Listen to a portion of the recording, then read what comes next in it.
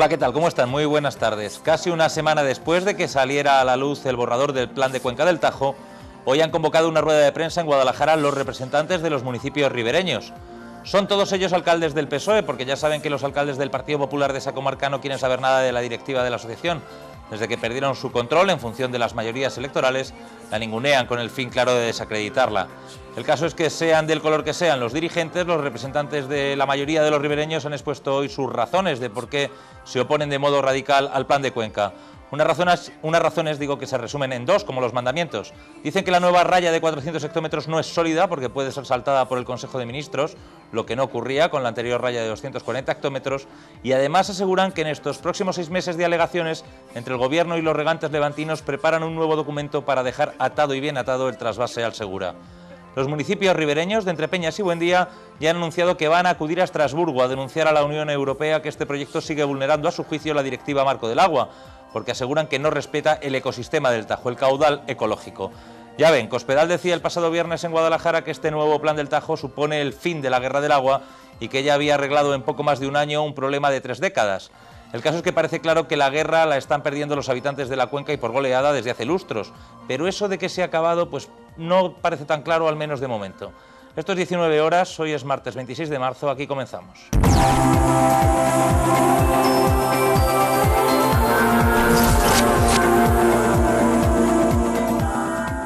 Así se expresaban esta mañana en el centro de prensa de la capital los representantes de la Asociación de Municipios Ribereños. No dan tregua al plan de Cuenca.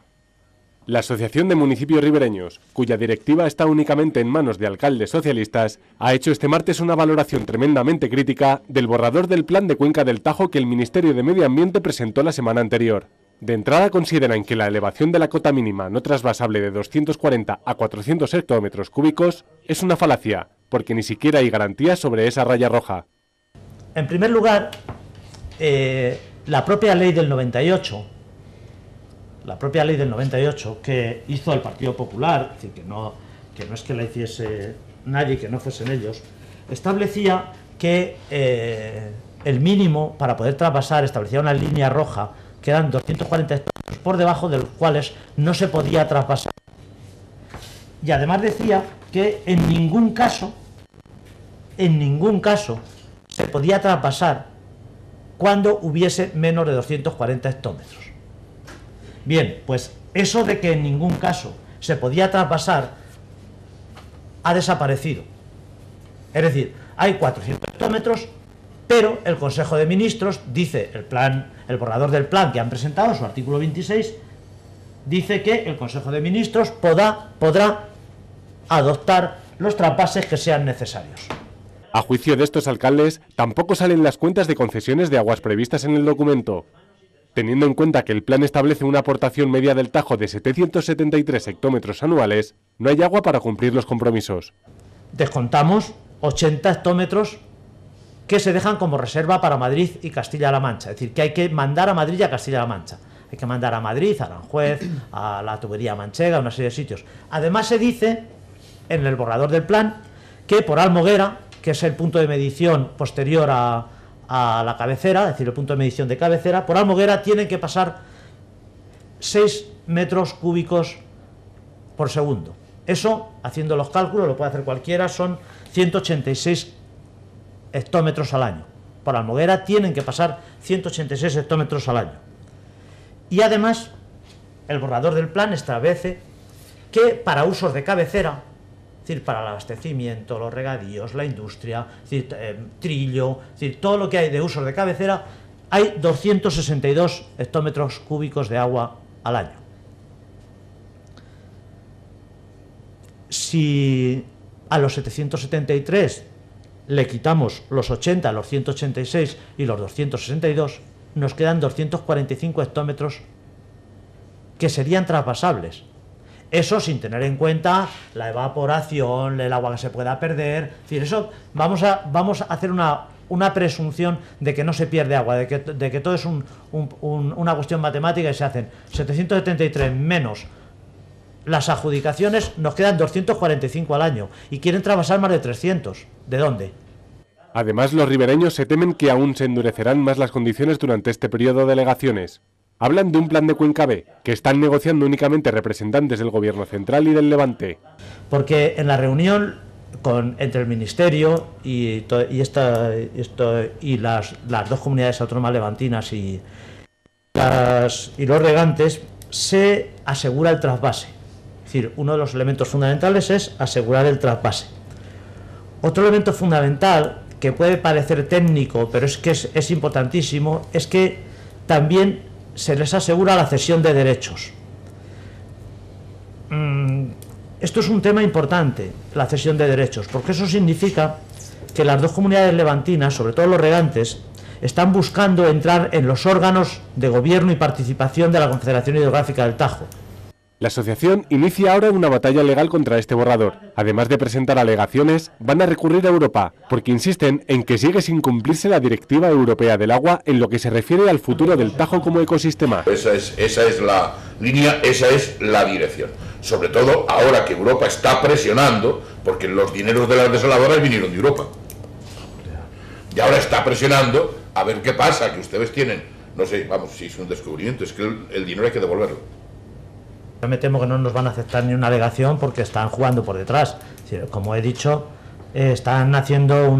tienen una comisión constituida que son quienes son, no nos van a hacer caso. Pero de todas formas, yo el día 14 de abril me voy a Estrasburgo a hablar con la Comisaría Europea, con el Parlamento Europeo de este tema. Pues ya ven, los opositores al borrador del plan de Cuenca del Tajo hablan de que hay un plan B, una especie de negociación secreta entre gobierno y regantes y también las comunidades autónomas de Valencia y Murcia para hacer un nuevo documento que endurezca aún más este borrador de plan de Cuenca. A esta tesis también se ha sumado el PSOE regional. Vamos a escuchar lo que decía el portavoz del PSOE en las Cortes Regionales, Martínez Guijarro. El portavoz socialista en las Cortes de Castilla-La Mancha ha denunciado que la Junta de Comunidades tiene un plan oculto para perpetuar el trasvase Tajo-Segura en paralelo a la propuesta del plan de Cuenca del Tajo, que se dio a conocer la pasada semana. Según el socialista, el gobierno de Cospedal está negociando varios documentos de espaldas a la opinión pública, que recogen condiciones ventajosas para los regantes del litoral levantino. Un plan oculto para perpetuar el trasvase Tajo-Segura. Con los documentos que se han publicado y con la información que contienen esos documentos,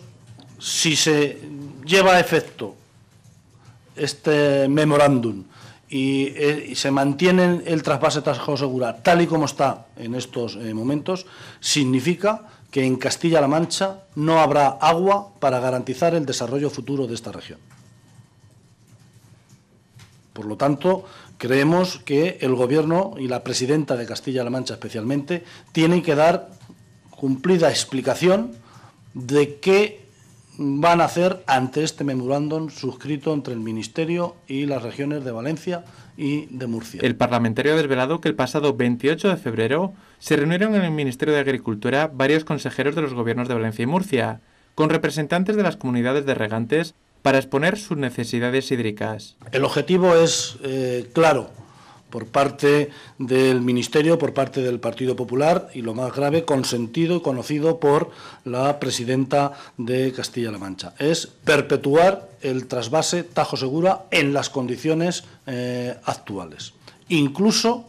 mejorando las condiciones para los regantes de la cuenca del Segura, para los regantes de Valencia. Quieren tener concesiones de agua directas desde el Tajo y quieren participar en los órganos de gestión de la cuenca del Tajo, algo que de manera reiterada los tribunales les han negado porque no son usuarios de la cuenca del Tajo, no tienen esas concesiones, quieren hacerlo ahora aprovechando el plan hidrológico de la cuenca del Tajo. El encuentro ha dado lugar a un memorando suscrito por el Ministerio, en el que se proponen medidas para asegurar la existencia del trasvase. Entre las medidas se contempla la cesión de derechos sobre el agua del Tajo, la modificación de la ley del trasvase y de la comisión de explotación que establece las derivaciones. Según el portavoz socialista, este documento todavía debe ser refrendado a través de reuniones de los grupos de trabajo. Y por parte del Partido Popular hoy también ha hablado de este asunto el senador Juan Antonio de las Heras. Los populares siguen defendiendo a capa y espada las bondades del plan hidrológico de Cuenca. Dicen que la raya de 400 hectómetros es una cosa seria. Lo que prevé ese plan de Cuenca del Tajo es que durante los próximos 5 años, a razón de 32 hectómetros cúbicos por año, multiplique 32 por 5, son 160 hectómetros cúbicos más, se va a garantizar que cada año, en función de la pluviometría y del estado actual, 32 hectómetros cúbicos añadidos cada año se van a incorporar a esa reserva estratégica, a esa reserva que va a permitir los usos que en su día se le daban a la cabecera del Tajo y sin los cuales, evidentemente, pues las comarcas de los municipios ribereños tienen poco futuro. Reserva mínima, 400. Si hoy el pantano estuviera por encima de esos 400 serían indesembalsables, o como se diga en la palabreja, y mientras llega a esa situación, a razón de 32 hectómetros cúbicos cada año, se irá incrementando el caudal no transvasable hasta conseguir esos 400 hectómetros cúbicos que señala la aprobación inicial del plan de Cuenca, al que ahora tiene que pasar por la tramitación parlamentaria que corresponda. Yo creo que las intenciones de Castilla-La Mancha y los intereses de Castilla-La Mancha con este acuerdo inicial del plan de Cuenca del Tajo están absolutamente garantizados y sobre todo y fundamentalmente debido a una circunstancia de carácter doble, que es que la presidenta de Castilla-La Mancha, la presidenta regional, es María Dolores de Cospedal y la número 2 del Partido Popular en España es María Dolores de Cospedal. Es gracias estoy convencido, además, al trabajo de la Consejería de Fomento y a esa doble condición de María Dolores de Cospedal, por el cual, por una vez más, se vuelve a fijar otro hito histórico para esta tierra, y que es que en Castilla-La Mancha, en la cabecera del Tajo, en Entrepeñas y Buendía, en las provincias de Guadalajara y Cuenca, se tenga una reserva mínima por debajo de la cual no se pueda dar un solo centímetro cúbico de agua. Pues esa es la discusión, si existe esa reserva mínima por debajo de la cual no se puede dar ni un solo centímetro cúbico de agua. Como ves, Borja Montero es nuestro invitado de todos los martes, está una semana más en la mesa de 19 horas. Como ves, Borja, el debate sobre las bondades o maldades del plan de Cuenca sigue vivo y va a seguir vivo durante muchos meses. Sí, bueno, ahora le queda, como han comentado pues, prácticamente todos los protagonistas de esta noticia, todos los afectados por esta noticia, queda todavía una tramitación parlamentaria que va a ser muy larga y me temo que va a ser bastante intensa en lo que a polémicas, críticas y alegaciones se refiere, porque es cierto que no sé si será cierto esto de ese plan B, ese plan oculto del que hablan tanto el PSOE como los municipios ribereños, que quieren llevar a cabo los regantes y en general pues los afectados del lado de Levante, pero bueno, en cualquier caso cada uno intentará defender sus intereses hasta que haya una aprobación definitiva de este plan. Y bueno, pues entiendo que no siendo todavía un papel no mojado, pero sí que es susceptible de modificaciones, pues los ribereños no estén del todo seguros de que esa lámina de 400 hectómetros cúbicos, que tampoco era la que ellos deseaban, no, está muy lejos de lo que ellos deseaban, pero bueno, no deja de ser un avance con respecto a la situación que había antes, pues que eso se vaya a garantizar y finalmente pues no se rebaje o no se quite esta cláusula que ellos hablan de que el Consejo de Ministros en un momento dado también puede saltarse ese límite a la torera si realmente, pues no sé en qué casos estará reflejado, pero vamos. Circunstancias hidrológicas excepcionales, Borja, para que los espectadores lo entiendan. Hasta ahora, en el año primero no había ningún límite, luego en el año 98 se puso ese primer límite con un gobierno del Partido Popular, con Aznar, el límite de los 240 hectómetros, y decía expresamente el plan del Tajo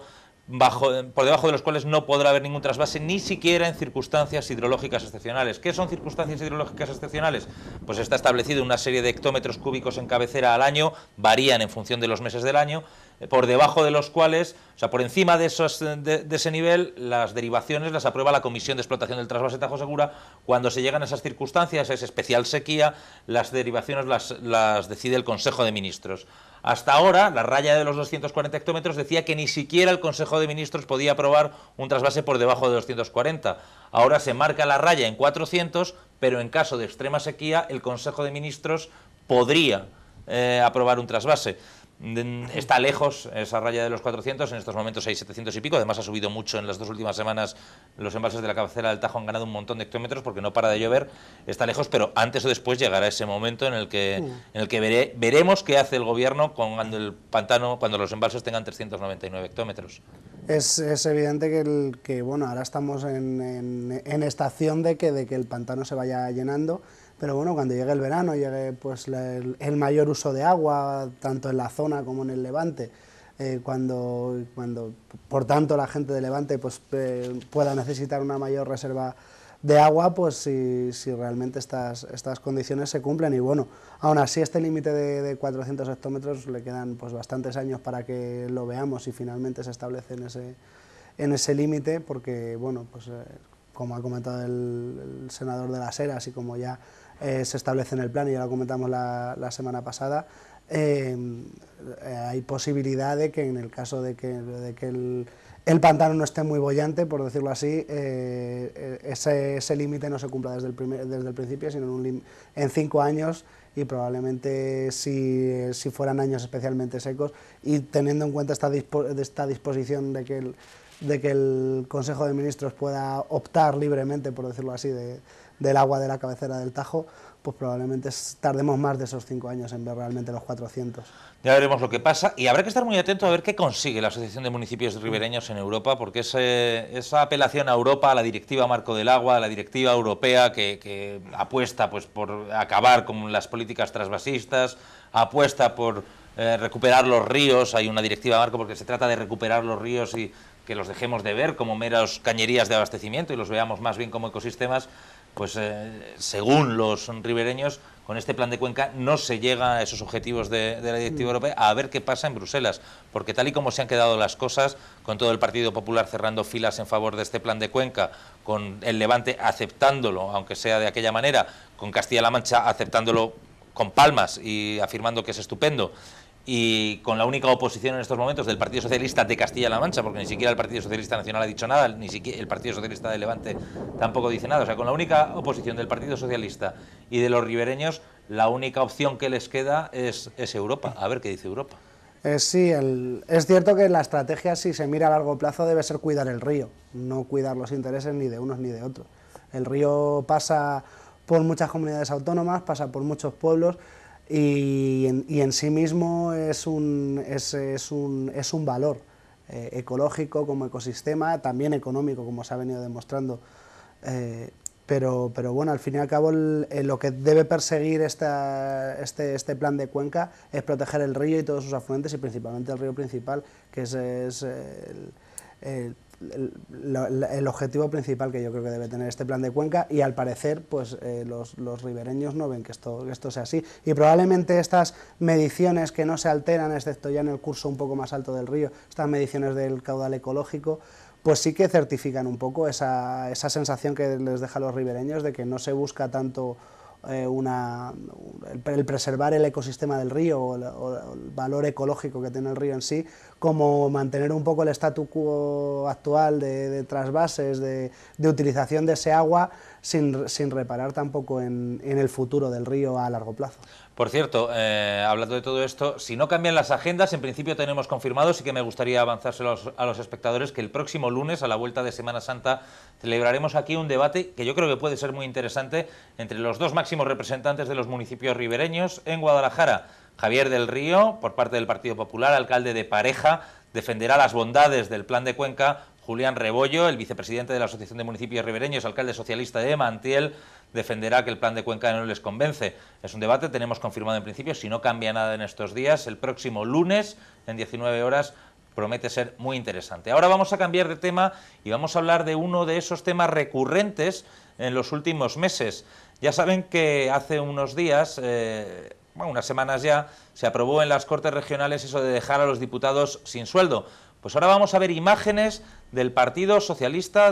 representantes del Partido Socialista en las Cortes Regionales, acudiendo a Madrid esta mañana a la sede del Tribunal Constitucional. Y es que el Partido Socialista de la región ha presentado este martes un recurso de inconstitucionalidad contra este nuevo reglamento de las Cortes Regionales. Quieren que se revoque la decisión que tomó Cospedal y el Partido Popular de eliminar la dedicación exclusiva y, por lo tanto, el sueldo de los diputados regionales. Además de un recurso de inconstitucionalidad que viene avalado por 50 senadores, también se han presentado 21 recursos de amparo a la decisión. El secretario de Organización del Partido Socialista de Castilla-La Mancha, Jesús Fernández Vaquero, ha dicho en declaraciones a los medios de comunicación que Cospedal lo que pretendía con esta medida es acallar a la oposición y buscar que solo 3 diputados del PSOE controlen y hagan oposición a su gobierno a tiempo completo, algo que considera profundamente antidemocrático. Vamos a escuchar a Jesús Fernández Vaquero. Evidentemente hay un déficit democrático en Castilla-La Mancha. La decisión que se adoptó en el Parlamento es coartar el control, evitar el control democrático. Y en este sentido hemos presentado, acabamos de registrar, el recurso de inconstitucionalidad. Entendemos que se vulneran seriamente aspectos fundamentales de la Constitución en lo que son derechos fundamentales de los diputados, en el ejercicio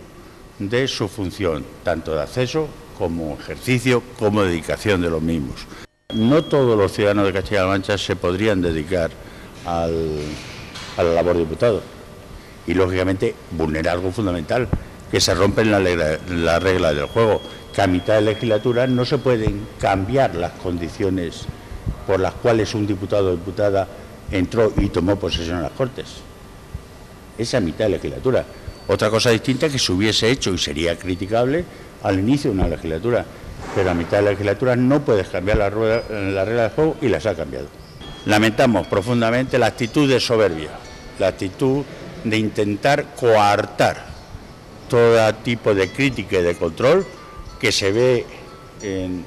la actitud que ha adoptado con los diputados, que se ve con la eliminación del Consejo Económico y Social, por ejemplo, que se ve con la eliminación del Defensor del Pueblo, que se ve con los graves problemas que están sufriendo compañeros de ustedes de medios de comunicación. Pues ya ven, el Partido Socialista, que cree que básicamente lo que Cospedal está haciendo es eliminar la oposición, eliminar las voces escritas, tratar de ahogar de alguna manera al Partido Socialista al dejar a los diputados sin sueldo. Y yo no sé si esto va a tener algún viso de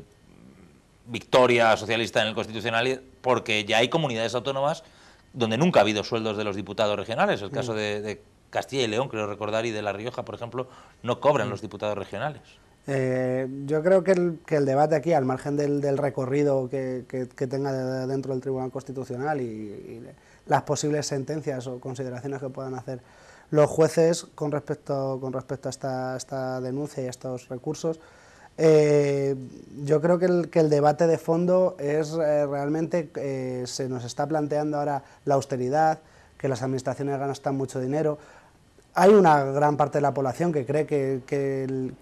el sistema político tal y como está montado y el sistema de representación política de los ciudadanos también está un poco hinchado, pero el debate debe centrarse un poco en cuáles son las cosas a reducir, en cuáles se pueden recortar y en cuáles no. Quien se dedica a la cosa pública y quien se dedica a la cosa pública de una forma exclusiva y intentando ser exhaustivo en sus análisis y a la hora ya sea de hacer las leyes o de ayudar a que se hagan, ya sea criticándolas, haciendo mociones o como quiera que sea, debe tener un sueldo. Probablemente no tan hinchado como claro, es que algunas... yo creo que la ciudadanía lo que le parece mal es que un diputado regional cobre 4.000 euros o que un senador o un diputado cobre 6.000 o 7.000 euros y además las dietas. Yo no creo que se plantee que un político que trabaja exclusivamente dedicado a representar a los ciudadanos deba de cobrar. Lo que me imagino es que tendrán que cobrar pues cantidades más ajustadas a la realidad que viven el resto de sus conciudadanos, pero no cobrar, porque si tienen que trabajar de otra cosa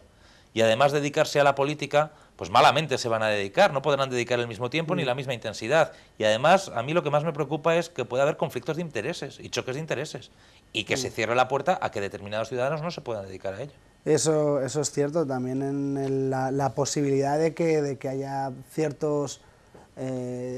representantes, diputados, concejales, habría que ver qué recorrido también tendría esta decisión, si al verse refrendada o no por el Tribunal Constitucional va a haber más administraciones que cojan esta solución, que yo creo que es un poco tirar por la calle de en medio y no abordar realmente el problema, precisamente lo que comentabas tú. porque el que se dedica, el que hace un trabajo tiene que cobrar por ello, y si quieres que lo haga bien, pues evidentemente. Ahí el problema puede ser que haya determinados diputados becados, entre comillas, por empresas, y que al final el servicio público se convierta realmente en un conflicto de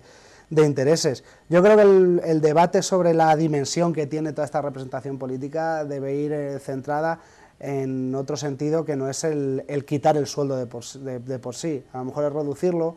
a lo mejor también es cambiar las leyes electorales para que la representación se haga de otra manera, también más ajustada a lo que realmente sale de las urnas. No olvidemos que, por ejemplo, en el Parlamento Nacional el PP tiene aproximadamente un 55% de la representación, cuando realmente obtuvo un 42% de los votos.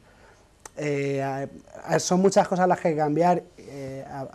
y ya que nos hemos puesto a abrir este melón tan importante, que es cuánto deben cobrar los políticos, cuántos políticos son necesarios para que nos representen, cuántos tienen que trabajar a tiempo completo, cuáles pueden tener otro trabajo aparte, pues a lo mejor también habría que ver, ya que vamos a redimensionar económicamente los parlamentos y las asambleas, pues ver también cómo hay que poblar las asambleas, es decir, qué partidos políticos tienen derecho o no a entrar dependiendo de sus resultados en las urnas. Y otro asunto muy interesante es ver qué pasa con el número de diputados. Recordemos que se elegían 47, con la modificación esta que Barreda hizo un poco a su modo y manera, se subió a 49, luego Cospedal planteó subir, creo que a 51 o a 53, y de repente Cospedal dio un giro de timón y habló de que en las próximas elecciones va a haber 25 o 27 diputados. Eso es lo que se está discerniendo. Yo no entiendo muy bien qué necesidad hay de reducir el número de diputados si ya se les ha quitado el sueldo, o lo uno o lo otro, ¿no? Sí, no tiene mucho sentido. Ahí, por un lado, o sea, estas dos estrategias van muy de la mano a realmente lo que, y sin querer ponerme del lado del PSOE, pero sí que tienen un cierto tufillo a querer acallar ciertas voces críticas. Cuando tú reduces el número de diputados, es decir, estás haciendo que sea mucho más difícil entrar en el Parlamento, y aparte encima a los pocos que pueden entrar les estás quitando el sueldo, lo que no les permite hacer una labor efectiva dentro del Parlamento de control al gobierno y demás, pues sí que puede tener un cierto tufillo a querer eso, pues ese déficit democrático, acrecentar ese déficit democrático del que hablaban los socialistas. Es una situación delicada. Yo creo que el análisis que hay que hacer si queremos redimensionar, y probablemente haya que redimensionarlo, la representación de los ciudadanos en las distintas cámaras, el debate debe ser mucho más profundo y no llegar y decir, pues no, ahora la mitad de diputados y la mitad de los diputados sin sueldo. No creo que esa sea la solución. Creo que estamos hablando de cosas muy importantes, ya que delegamos toda nuestra participación política, toda nuestro voto en cosas importantes en esos representantes durante 4 años. Yo creo que el debate que hay que hacer a la hora de redimensionar y de redefinir las reglas del juego debe ser mucho más profundo. Vamos a seguir hablando de política, pero en el ámbito más cercano, el ámbito provincial. Nos vamos al Hotel Trip, donde el pasado viernes se elegía un nuevo presidente de la organización juvenil del Partido Popular. Es de Junquera, se llama Lucas Castillo y sustituye a Fátima Torija. El joven junquerano Lucas Castillo es ya el nuevo presidente de la organización juvenil del Partido Popular en la provincia de Guadalajara.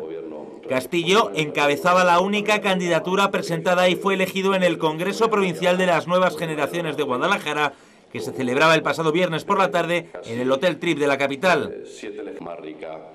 La cita congresual de los jóvenes del Partido Popular fue clausurada por el secretario general del propio PP regional, Vicente Tirado.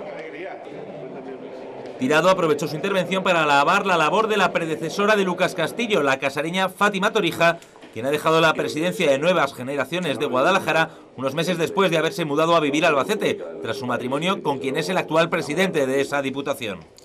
Obviamente, una vez que Fátima Torija se fue a vivir a Albacete por razones familiares y personales, pues no se sostenía ni un minuto más que siguiera presidiendo las Nuevas Generaciones de Guadalajara, y pues eso, que tiene un nuevo representante. Pues bueno, una cara nueva, a ver si consigue meter esas ideas de la juventud y consigue que se dinamice pues esos canales de comunicación entre lo que son las estructuras del partido, del partido de los mayores, por llamarlo de alguna manera, y esas demandas que puedan tener los jóvenes. Ahí, Borja, mucho pides. Si las juventudes de los partidos en algún momento fueron un poco contestatarias y un poco críticas y Pepito Grillo de las organizaciones, eso hace mucho que quedó diluido, y más en las organizaciones que gobiernan y que mandan. Otra cosa es en estos momentos en el PSOE, que andan con problemas porque no gobiernan en ningún sitio y están en un estado de descomposición evidente, que las organizaciones juveniles pueden hacer más de Pepitos Grillos y salir voces como la de Beatriz Talegón, que tanto nos sorprendió hace unas semanas. Pero en un partido que gobierna, que controla tanto poder, es difícil que se muevan voces críticas internas. Sí, al final, pero es una lástima que teniendo la infraestructura montada, esas organizaciones juveniles con sus órganos de decisión, con gente en muchos casos bastante bien preparada, gente que está estudiando en la universidad o que incluso ya ha terminado sus carreras, pues al final no se tenga toda la estructura montada para que tampoco sea útil y solo sirva para pegar carteles y poner banderolas cuando llegan las elecciones. Oye, a ver si Lucas Castillo tiene la misma trayectoria que otros presidentes de Nuevas Generaciones de Guadalajara. Chaniz, al que estamos viendo aquí, fue presidente de Nuevas Generaciones de Guadalajara en los años 80, a principios de los años 80. Daniel Martínez Batanero, ahora director general de la Junta de Comunidades, también fue presidente de Nuevas Generaciones de Guadalajara. Bueno, quiero decir que ha sido Antonio Ruiz, que ahora es concejal por Cabanillas y es diputado provincial, y que ha sido cantera de políticos que ahora viven de esto y se dedican a esto dentro del Partido Popular. Pues a lo mejor Lucas Castillo hace carrera, pero para hacer carrera, desde luego que no adopte una postura muy crítica, ya te digo, Borja. No tiene por qué ser crítica, simplemente el saber transmitir lo que esa organización juvenil,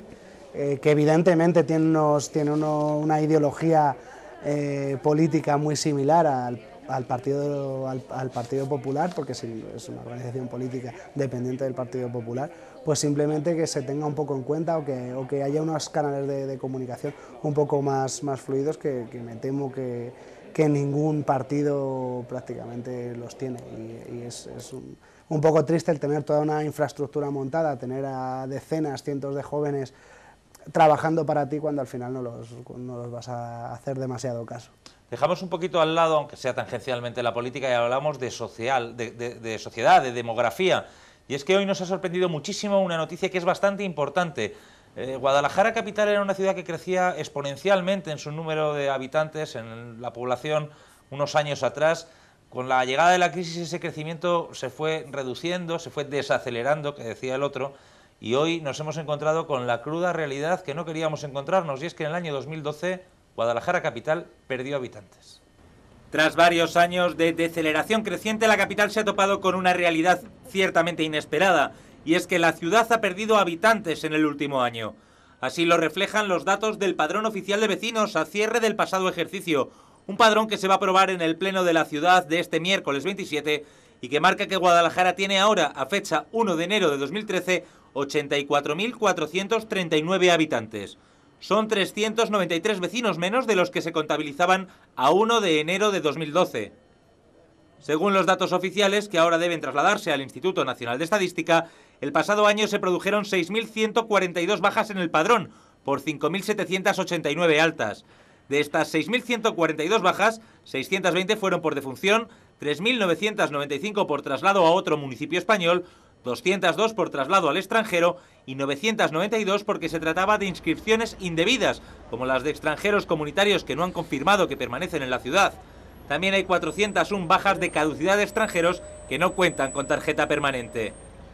El pleno de este miércoles, además, y por otro lado, tratará otros asuntos, como las distinciones a funcionarios jubilados en el año 2012 o la aprobación de 350.000 euros en créditos extraordinarios. Es un dinero que se utilizará en asuntos como poner cámaras de vigilancia en el cementerio, las obras del Museo Sobrino o realizar inversiones en parques y jardines. También se va a debatir una moción de Izquierda Unida sobre la fábrica de kaolín de Tarracena y sendas mociones de Partido Socialista y de Izquierda Unida contra la venta de montes públicos que planea la Junta de Comunidades. Pues 400 menos somos a 1 de enero que el 1 de enero del año anterior, Borja. Yo no lo esperaba. Yo sabía que la cosa no crecía tanto, pero no llegué a pensar que fuéramos a perder población. Sí, bueno, hay que tener en cuenta que la crisis ha golpeado tarde, pero muy duramente a la provincia de Guadalajara y también a la ciudad. Entonces mucha gente, ya no solo extranjeros, sino gente española que se ha venido a vivir pues, de los pueblos o de la zona del Corredor del Henares y había fijado su residencia aquí en Guadalajara, que son esos 3.995 bajas en el padrón que se han terminado trasladando pues, a su municipio de origen o a otro municipio donde han encontrado trabajo. Y esa es la realidad de una ciudad como Guadalajara, que es cierto que durante mucho tiempo, y afortunadamente también, fue motor de Castilla-La Mancha en materia de empleo y económico, gracias también a su buena situación con respecto a Madrid y sus buenas comunicaciones, y que bueno, que cuando se para todo, pues evidentemente Guadalajara, que ha vivido un poco, pues que no era el epicentro de todo ese mare magnum económico, sino que era un poco pues la gran beneficiada por cercanía, pues evidentemente se ha visto muy afectada también. Hay que decir de todas maneras que en el boom demográfico que vivió la provincia de Guadalajara, Guadalajara capital no fue precisamente la que más llamativamente crecía. Crecieron mucho más los municipios del entorno, los municipios del Corredor del Henares, como Alovera, como Cabanillas, como El Casar, como Villanueva de la Torre. Esos fueron los municipios que experimentaron un crecimiento demográfico más espectacular, mucho más allá que la capital. Pero bueno, la capital venía creciendo y ahora decrece. Y me llama la atención también porque, aunque ya no se crece tanto como antes, el mismo año anterior, en 2011, estos son datos de 2012, Guadalajara, provincia, seguía estando a la cabeza del país en crecimiento demográfico. Supongo que también el mismo hecho del que hablábamos, de ese fervor económico y de empleo que hubo durante muchos años, trajo a gente joven a toda la zona del Corredor del Henares, pues que mucha gente se ha establecido aquí, ha hecho su familia aquí, ha tenido hijos, entonces evidentemente la vida se abre paso a pesar de la crisis, y es cierto que la provincia de Guadalajara seguirá creciendo, evidentemente no en los mismos términos, o al menos la caída no será tan dura como si solo fuera una zona a la que la gente no hubiera venido a establecerse vitalmente, sino solo para trabajar unos meses. Por lo demás, el pleno de mañana, mañana a las 10 hay pleno, un pleno muy prevacacional, con una moción sobre el Ruiseñor, la de Izquierda Unida sobre el Caolín de Taracena, que es un tema recurrente, ayer hablamos de él, alguna cosa sobre montes públicos y, bueno, fundamentalmente en materia ejecutiva, esas 8 o 10 modificaciones en partidas presupuestarias, hemos dicho las más importantes: poner cámaras en el cementerio, alguna obra en parques y jardines y dotar de más presupuesto a la obra del Museo Sobrino. A ver si el Museo Sobrino ya desde el año, si no recuerdo mal, desde el 2008, que apareció por primera vez en los presupuestos, pues ya van 5 años, a ver si ya esta es la última modificación presupuestaria y conseguimos verlo abierto en breve. Seguimos en el Corredor del Henares, pero de Guadalajara nos movemos hasta Azuqueca de Henares, porque el gobierno regional, el SESCAM en cualquier caso, ha hecho balance del funcionamiento de la nueva UBI móvil, esa UBI que hace cosa de 3 meses se implantaba en Azuqueca y que en estos 100 primeros días de funcionamiento ha hecho 261 servicios. La UBI móvil de Azuqueca de Henares ha cumplido sus 100 primeros días de servicio, superando las previsiones de atención en 2,5 casos de urgencias al día. Concretamente ha actuado en 261 intervenciones urgentes desde que se puso en marcha a mediados de diciembre. El consejero de Sanidad ha recordado que hasta entonces Azuqueca de Henares era el único municipio de los 15 más poblados de la región que no disponía de una UBI móvil de emergencias, aunque otras localidades más pequeñas sí contaban con este recurso. José Ignacio Echaniz ha matizado que la actividad registrada, superior a la prevista, no ha supuesto una reducción de las incidencias atendidas por la UBI ubicada en la capital.